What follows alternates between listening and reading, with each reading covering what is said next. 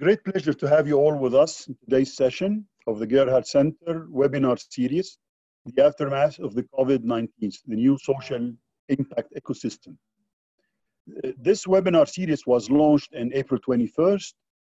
The aim was to discuss concepts that are currently not mainstream and maybe even they should become mainstream in the aftermath of COVID-19. So we had very good speakers to discuss topics such as bottom-up approaches, grassroots innovations, community foundations, business and human rights, sustainable capitalism, just to sort of name a few.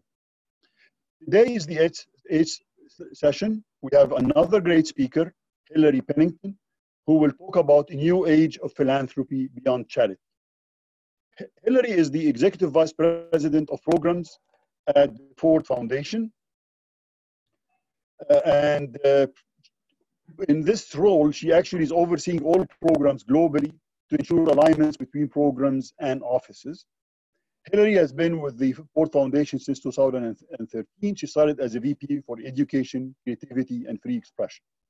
Before that, she held positions as Director of Education, Post-Secondary Successes, and Special Initiatives at the Bill and Melinda Gates Foundation.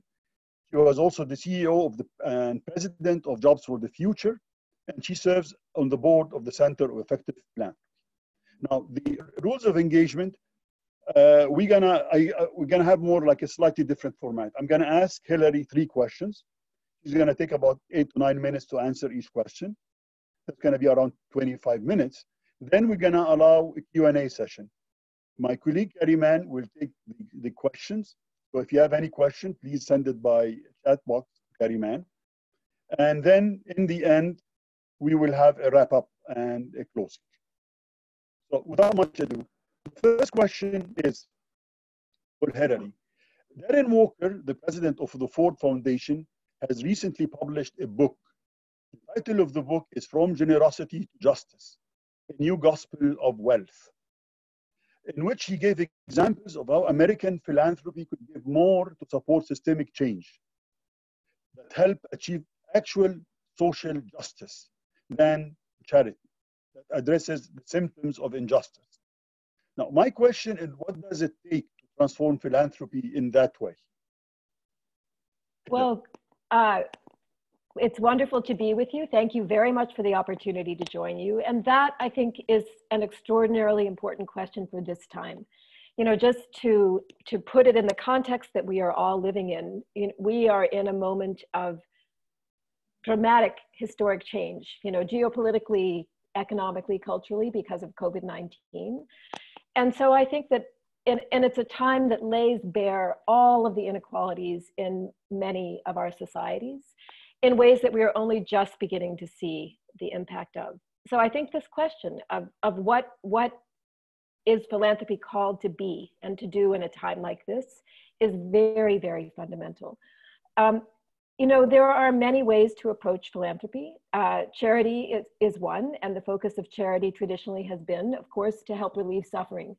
And there is an enormous need for that, including in a time like this.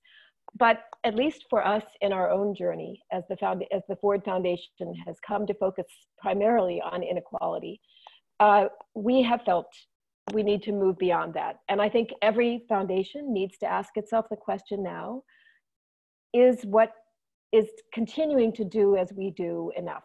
What are we called to change in a time like this?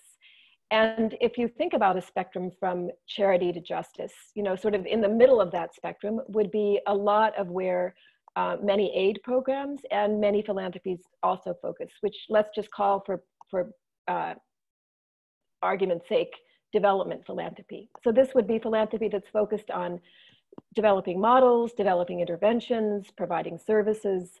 But arguably that too does not move all the way towards justice.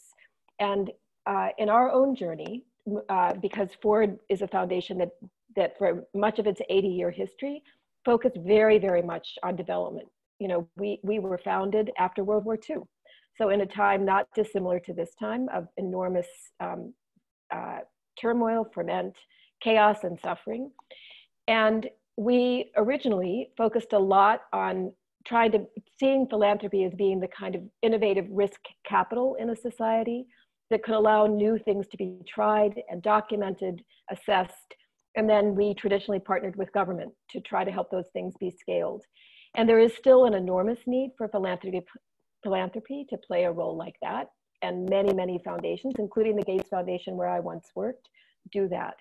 But Ford's journey to justice has been to say, even when we are successful as societies in putting together innovative models, we don't change the underlying structures of inequality and injustice.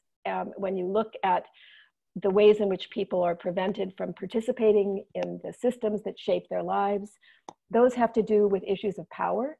They have to do with people's hearts, the society's hearts and minds. And so working on justice means focusing more on those kinds of things. The goals that systems set for themselves, power dynamics in societies, and working really on narrative, on story, on the stories we tell ourselves about who we are and what we should be. So in the Ford Foundation, and luckily we don't have to choose, there's room for more than one approach to philanthropy, but for us as a social justice foundation focused on inequality and trying to disrupt inequality, we have taken 3 strategies in our journey very much to heart. The first is that we focus on what we call the 3 I's, which means ideas, individuals, and institutions.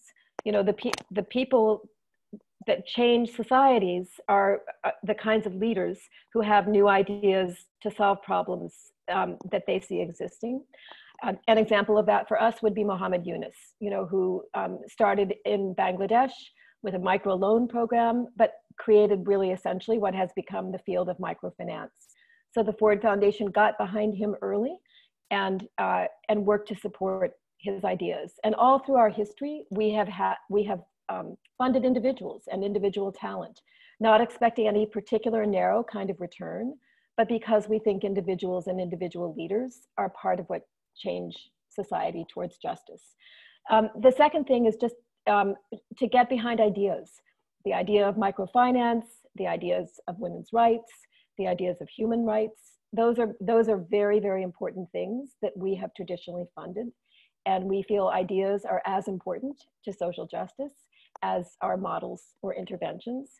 And then last but not least, you know, to really focus again on these underlying dynamics of power.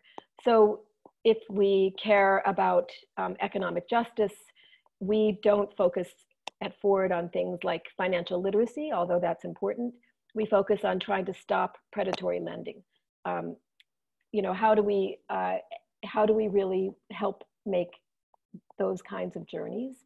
And then the last thing in terms of thinking about hearts and minds, you know, there we have found across our 80 years of history that the things we've invested in that really stick, that are, you know, where philanthropy puts out money that's catalytic in the beginning, but creates a flywheel of a longer change, have been times when we have been able to change people's hearts and minds. And I would say that the civil rights journey in the United States, or the work that we did in South Africa, helping to support the transition away from apartheid, are examples of things like that, where things that were once considered to be tolerable in a society come to be seen as unacceptable. And when you have a change like that, then you have the ability to start to implement policies that stick. And I think we will be all asking ourselves questions about those kinds of things in a time like this, particularly around the issues that have to do with public health, how none of us are safe unless the most vulnerable among us are safe, issues like social protection. I think it's a period of time where those kinds of big ideas are going to need fresh thinking and fresh attention. So let me stop there, having broadly characterized what it's meant for us to move in the journey towards social justice. Thank you. The Ford Foundation is one of the biggest American strategic philanthropy organizations. The ecosystem is extremely crowded, whether in the US or abroad. Now, an interesting question to ask is, what does the Ford Foundation do to ensure impact, especially as it has set itself up to address a hugely complex global phenomena, namely inequality? Oh, yes, that. Your banner is challenging inequality. I mean, so how do you do that? Yeah. Well, you know, the first thing is that we take a long view. When we were asking ourselves many, many questions about our own impact, and we looked across our history at where we feel we've had the biggest track record. And that has been when we have stuck with an issue for 10, 15, or 20 years, which is an unusual thing for philanthropies. Too often foundations fall in love with an idea or a strategy, they do it for 5 years, and then they exit and do something else. Where we've had our greatest impact, we have gotten behind an idea or a person early. We've supported the early movers, but then we've stayed with that idea, microfinance being a good example, until a field grows up around that, meaning language, organizations, people who find a career path in that kind of a field. And I'll take the example of affordable housing in the United States, where we were an early funder. We've been with that issue now for about 20 years. And one of the things we then have to ask ourselves as we analyze impact, we have not still achieved affordable housing, nor have we achieved success on any of the big social justice issues that we work on, because they are issues that are always evolving and changing. And particularly if you are working to disrupt power, there will always be a pushback against any kind of victory that you win. If you're trying to disrupt the status quo. So we've learned that we have to ask the question, when we've stayed with a certain field for a 20 or 30 year period, do we stay with it for the next 20 or 30 years? Or do we exit in a responsible way, seeing that there are other funders and other funding that have come into that space, and loop back and address a new and emerging issue of injustice? And that's something that we've been doing in the US, exiting the field of housing and starting to focus on the field of technology and society, and all of the ways in which technology can be used to surveil people, algorithms that can be put into place that are racially and gender unjust. So those are examples. We've had to take the long view, and we've had to stay with things for a long time. That's one way we look at our impact. But we also have to have the courage to leave things in a responsible way when we feel we can be catalytic on a different set of issues. The second thing, to your point about how dense the field is, our money is not enough to change the big issues that we work on. And increasingly over these years, and especially in this time, we have worked to create donor collaboratives. In other words, to bring together groups of other funders around a shared idea, and often to pool our resources, to pool funds and invest those funds together. And sometimes those kinds of joint partnerships can be more durable and last longer than individual philanthropic strategies. And this goes back to the critique of foundations leaving things too quickly. If people co-invest in a collaborative fund, that collaborative fund lives on, and it is more free in some ways to continue to pursue the purposes it was put together with, even if individual funders come in and out of it over time. And and because foundations have their impact not just from the money that they give, but also from the knowledge and relationships and the value that they add to grantees beyond the grant, those kinds of collaborative funds become a very powerful way of educating multiple foundations about a field, and making sure that the people who work in them become force multipliers for the grantees that they support. So that's a second way in which we think about impact, and have tried to expand our impact beyond what we ourselves are able to accomplish. And then I think the third way that we think about impact is to pay a lot of attention, we pay attention to the individual grants that we make, and we care about those individual grants having an impact. But more important are our clusters of grants, our portfolios of grants that are working together to try to change a larger ecosystem. And so one way we work to seek impact and to measure impact is to think about the ecosystem that we fund rather than any one organization. So if we're trying to bring about a change in the United States, let's say on criminal justice, that requires a combination of research organizations, it requires a combination of new models, it requires a combination of policy and advocacy work. And so a portfolio of grants would aim to fund that entire ecosystem. And we seek to hire people as program officers who are sophisticated in their ability to analyze ecosystems and think about how to make an impact in them. So those are examples of ways in which we look at impact. We do all the standard things also of evaluations. And many of our grantees have a very clear sense of the outcomes that they seek to achieve. Final thing, we have a group of strategies that we are implementing as a foundation, and let's say to move towards more decarceration in the United States in the criminal justice field, as an example. And for each of those strategies, we know that we'll be invested for at least 10 years, if not more. And we have a formal way at the 4-year point of saying, what would be indicators of success that tell us that we think we're on track to achieve the outcomes that we seek, the longer term 10-year or 20-year outcomes that we seek? Were we right? Was the way we diagnosed how we thought change would happen in this field and the set of assumptions that we made as we set out to make our grants, is it turning out to be right? Or did we get some things wrong that require us to shift and adjust? So we also use those kinds of indicators to help us adapt as we go along the way. And then we do a more formal evaluation at the 5-year point and at the 10-year point.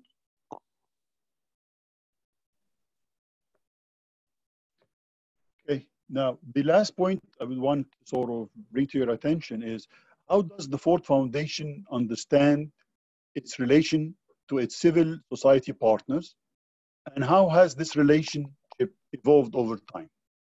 Oh, that's such a great question.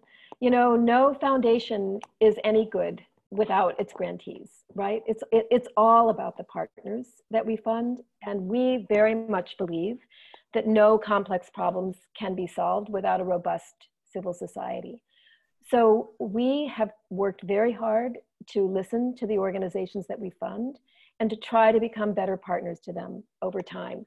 The biggest way that we've done that is to begin to shift more and more of our funding from short-term project support, giving a grantee a grant for 1 year to do a conference or to start a project, and to what we would call general support, meaning just to fund the organization for the work that it does, and to respect that they have a better idea for how to do that work than we have.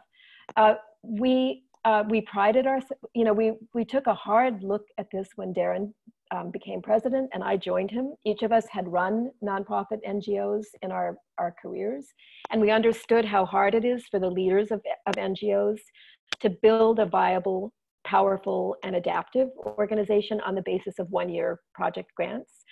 And so we did an analysis of Ford's grant making. And Ford is unusual in that we tend to fund individual organizations for many years. We're a long-term partner for the grantees that are lucky enough to come into our portfolio.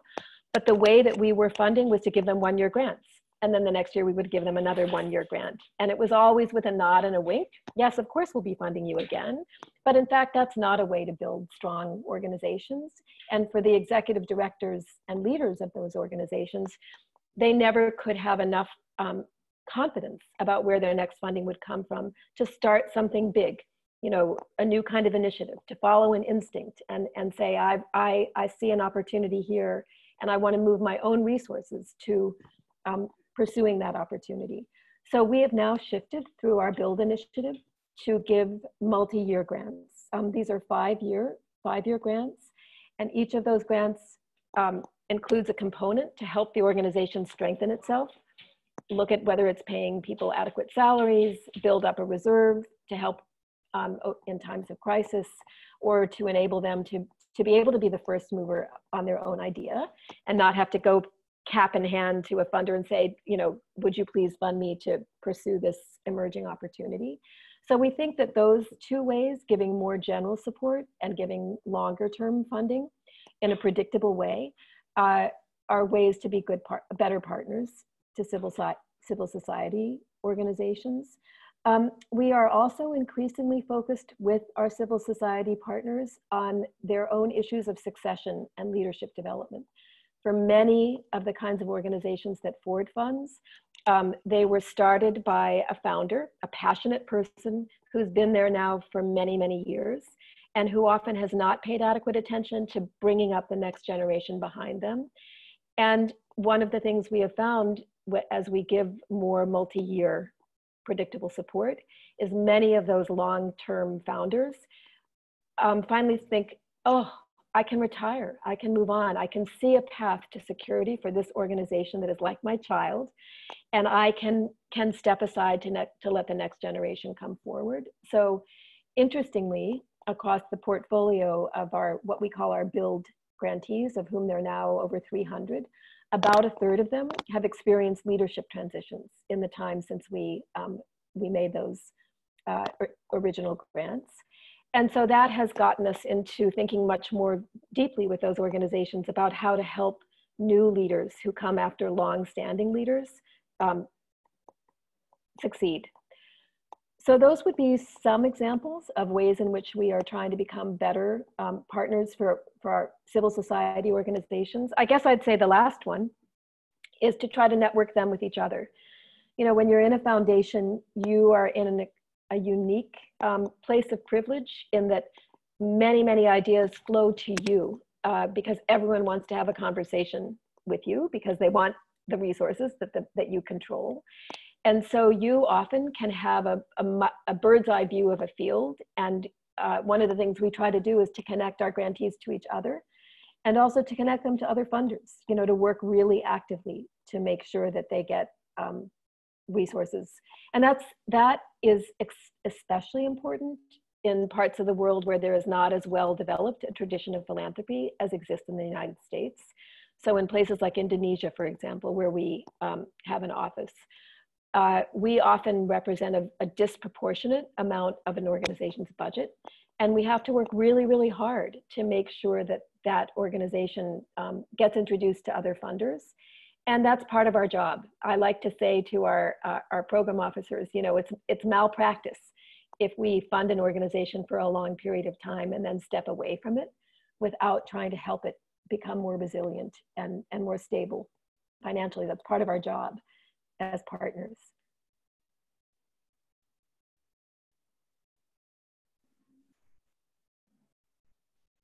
Thank you, Hilary.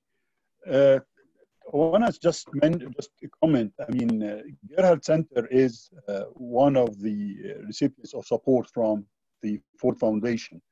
And I'll have to admit, when I first met Nohel Mikawi, who's the regional representative in Egypt and in North Africa, in MENA, he made it clear for me is that the support we're going to get from the Ford Foundation is not going to only be financial. Mm-hmm. It's going to be also knowledge, and it's going to be network contact. And yeah. I can see that. I mean, we've been able to get lots of knowledge, ideas, lots of contact connections. I mean, that's what you're saying. Part of the ecosystem is players and the interaction and the connections between them. And that was very clear from what Noha was doing with us. Well, I'm really very glad to hear that. I think that is philanthropy at its best when you know funders see themselves as having real skin in the we are one piece of an ecosystem and we are accountable to that ecosystem.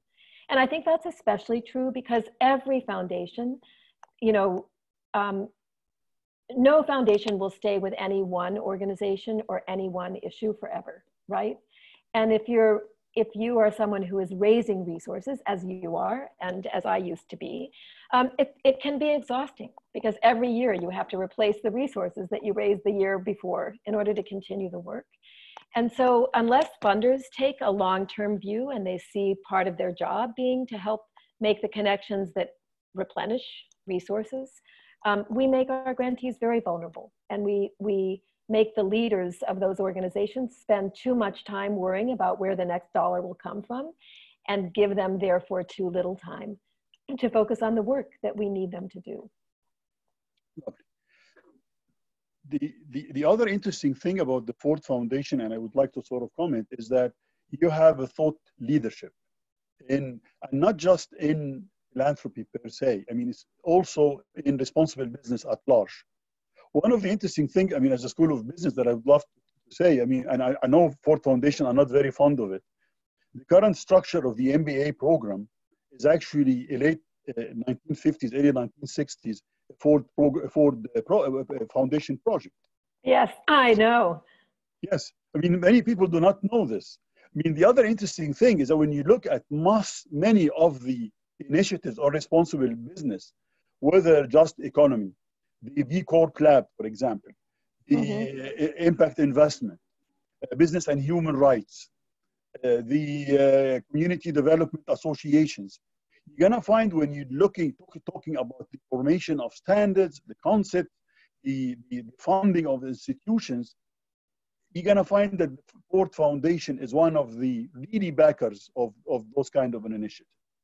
Well, thank you. This is true. And you know, these are ways in which you can build robust fields. That's such a great example. So if you can work with academic institutions that create, who are training professionals, right? And exposing them to ideas. And if you can help fields set standards for their own practice, you have a disproportionate impact. That's much more justice funding than it is intervention or development funding.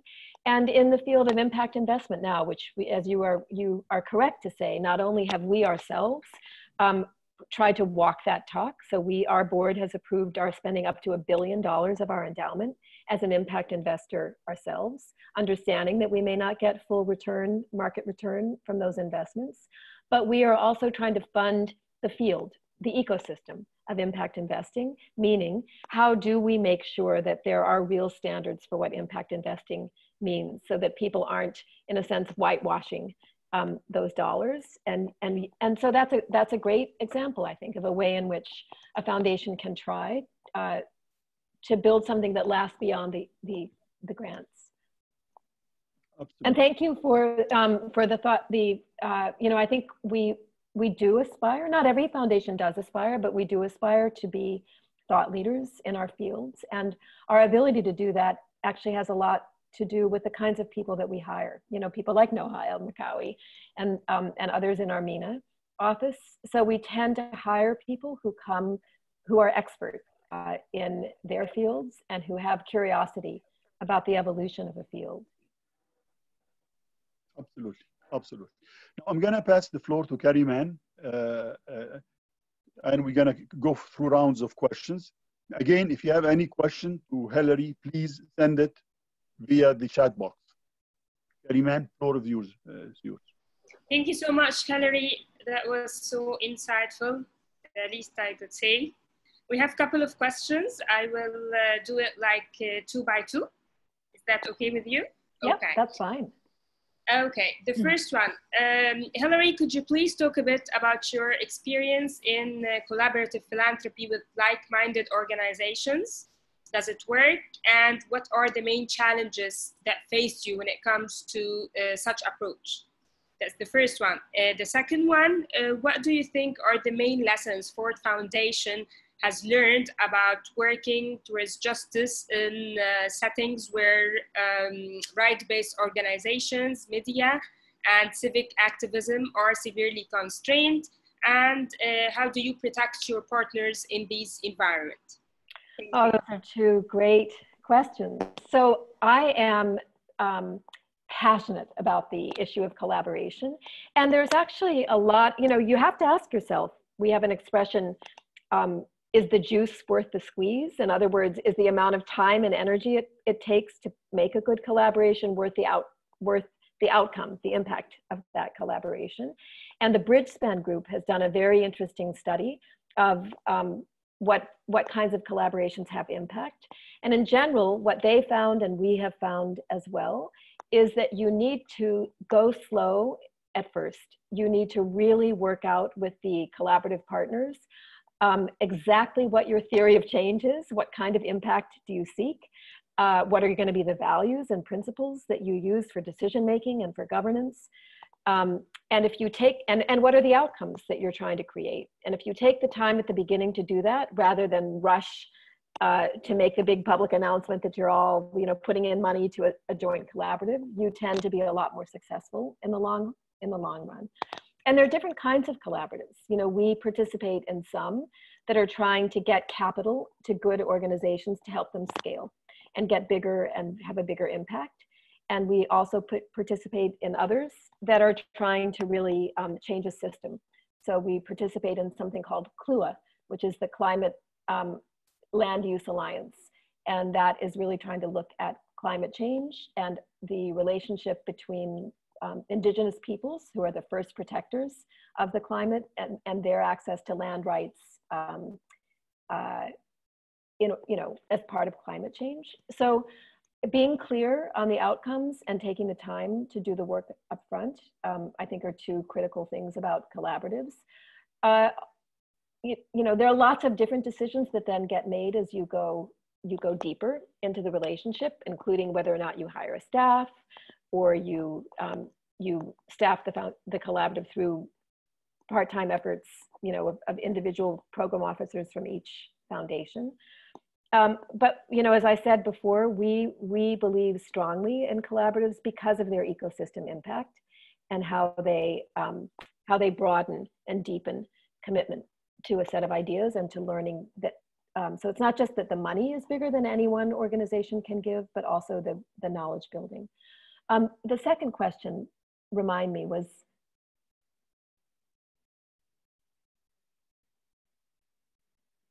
Oh, working in constrained. Yeah, working on constraint and protecting your partners in. Yep. So, you know, in almost every single place that we have offices in 10 regions of the world, and they, all of them are complex environments. Indonesia, China, the MENA region, South Africa, Nigeria, India, and, you know, increasingly the United States. So we have to do what's legal in a place, and we have to do that to protect our grantees, as well as obviously to honor the agreement we have with governments. So there's certain kinds of issues that we can't fund and work on in some parts of the world that we do work on in other parts of the world, and we have to actually be incredibly careful to make sure that language we use and ways we communicate in one place doesn't endanger people who are doing work in another place. So that's, you know, just a sort of duty of care is a first thing I would say. In places that are that have challenging human rights situations, one of the great benefits we have is time. You know, we have walked together with the people in those countries and in those societies for decades. You know, we've been in the MENA region for over 60 years. So societies change, and we try to be there with them, and we try to make sure that there are networks of relationships and grantees that we continue to nurture over time. And then we are very aware of the ways in which media matters, and independent investigative reporting and other kinds of journalism matter. Increasingly, particularly in places around the world where human rights are being challenged, narratives matter, story matters. And we are finding that investments in arts and culture and story and storytelling are some of the most powerful ways that we can actually help support people in those societies who are working towards human rights. And very often it's a piece of art. You know, we fund a political satirist who does cartoons with puppets in East Africa, and he takes on governments in shocking ways, but he uses humor to do that. And so we try to find storytellers who are powerful storytellers and lift up their voices. Increasingly, with many of our grantees, we are also very, very aware of how vulnerable they are to surveillance through technology. And so we are working to try to make sure that our grantees have protect themselves, are more sophisticated about the ways in which hacking can be used against them. And we are investing a lot more in sort of the technical security of our grantees, which sometimes costs money. And so those are all examples of what we try to do in constrained places. But to try to keep courageous and to keep engaged. Thank you so much. Another question, post-World War II, Germany has much more equitable, just and socially responsible systems than the US. Germany refers to its economic system as a social market economy. Two of the main political parties have the word social in them, Christian Social Union and Social Democratic Party. In the US, in contrast, social is a charged, if not a degrading term. In the Ford Foundation, working to educate is Ford Foundation working to educate Americans about the benefits and success of other governance models? Yes, we are. One of the big differences between Germany and the United States is Germany has owned its history, and we have never owned ours. And we are so invested in the myth of American exceptionalism and in the myth that we have won our civil rights battles as a small example. We've never really looked at the issues of race in our country. So we are working, very hard, first and foremost, to try to help the United States look at its own history and learn from that history so that it has a chance of benefiting from those lessons and becoming, quote, a more perfect union. And then we very much, through all of our grant making in the US, are working towards things that are more socialist or social supporting of the common good, let's say, that have to do with socioeconomic rights, the rights of workers, fighting against multiple forms of discrimination, and working to try to put in place more just public policy systems as well. And there have been easier times when the wind has been more at our back in the US and that kind of work than at the current time. But we have really, really passionate civil society partners who are working very powerfully. And one of the things that we are seeing in the US, and I sense this may be true in other parts of the world as well, is that when you hit a wall in terms of national governance, very, very often innovation happens at the local level, in community. And those are places where it can be easier to work against polarization. It can be easier to establish new models of cooperation. And so in times like this one in the United States, we tend to pivot from a focus on national to a focus more on local and regional, and building up leadership and change from that, from there. And that's true in other parts of the world where we have offices as well. Thank you, Hilary. Hilary, you've talked about important issues from inequality to changing the status quo and promoting innovation. What is your view regarding education as a vehicle for social change to build a more sustainable world? What are the ways in which you integrate education into your programs or support education initiatives to advance Ford's priorities? That's such a hard question for me. So I very, very much believe in education. And as Ali said in the beginning, I came to the Ford Foundation as the vice president for our work in education, creativity, and free expression. That has been part of Ford's grant making for over 80 years. And in the last 6 years, we decided to stop funding in education altogether. Personally, a very, very hard choice. But that was an example of what I was telling you before about affordable housing in the US.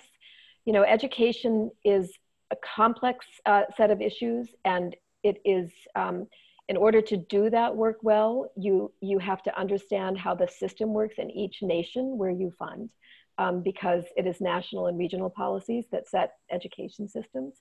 And we decided that the amount of money that we had to spend there was not sufficient to make a meaningful impact And also that many of the newly wealthy people coming into philanthropy, because education is so fundamental to social equity and social mobility, and they had experienced that in their own lives, they were focusing their philanthropy on education.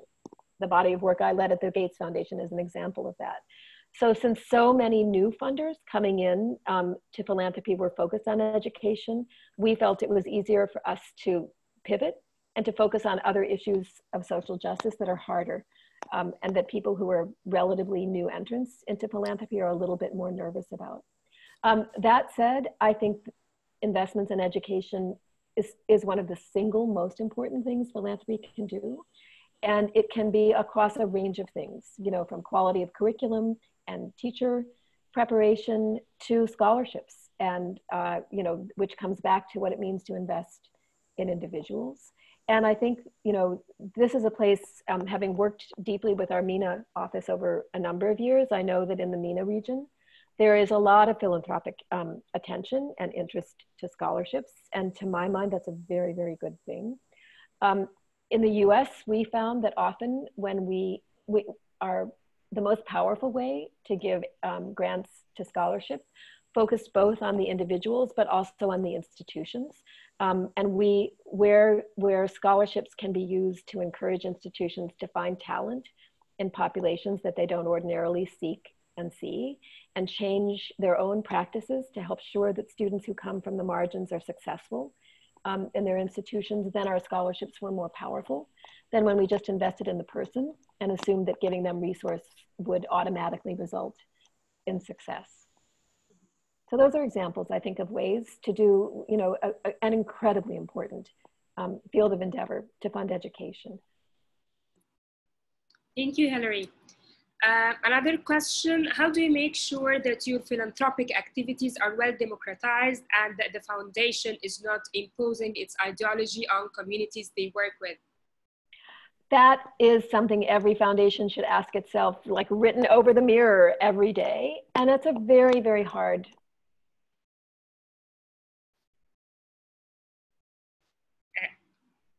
Hilary, you're muted. Oh, sorry. Yeah, hang on. Can you hear me now? Yeah, but we lost it from the beginning. So if okay. So I would say that that's a very, very hard question that I think I said we should put it over our mirrors and look at ourselves every day, asking ourselves that question. You know, there are power dynamics between funders and the organizations that they fund that just exist. And we all have to work to try to change them. Some of the things that we do at Ford, we are very, very interested in getting grantee feedback. And we participate in the Center for Effective Philanthropy that surveys our grantees and gives us feedback on our practices and how they affect them. We also are funding a growing field of feedback and feedback loops that is a new kind of collaborative in the United States, which is a practice of asking the people we seek to serve, meaning the people who receive food or services from our grantees, about their experience and using what they tell us to help the grantees serve them better. So we will pay for our grantees to ask for feedback from the people that they seek to serve.